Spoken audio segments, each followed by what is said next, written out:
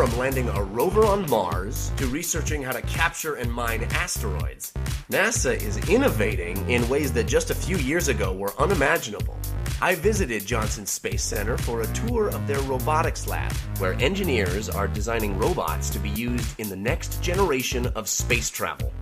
Meet Robonaut.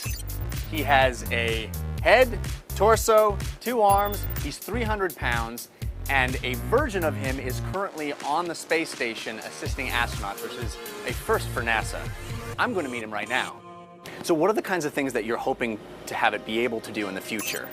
The ultimate goal is for it to be outside the space station, helping the crew with things like worksite setup. What will make this possible is a complex set of systems inside the robot.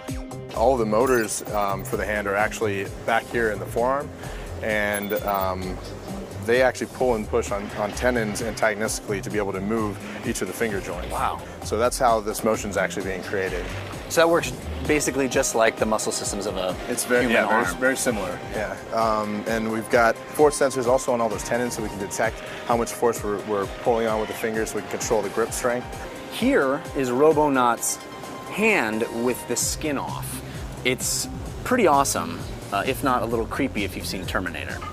What's inside the chest torso area? Sure. So Robonaut's brain is not in his head. It's actually right here in the chest. So we've got a computer cage in here that does all the heavy duty processing. So when will he be programmed to feel love?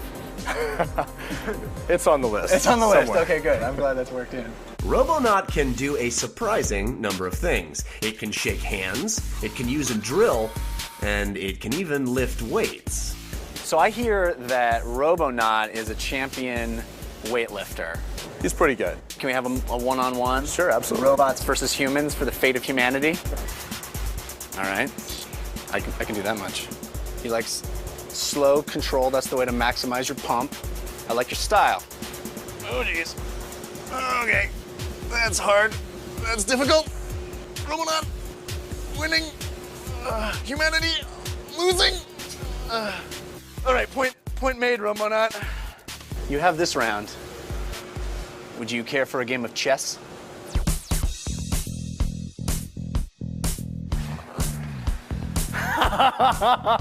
That's amazing. I feel like a battle mech or Iron Man.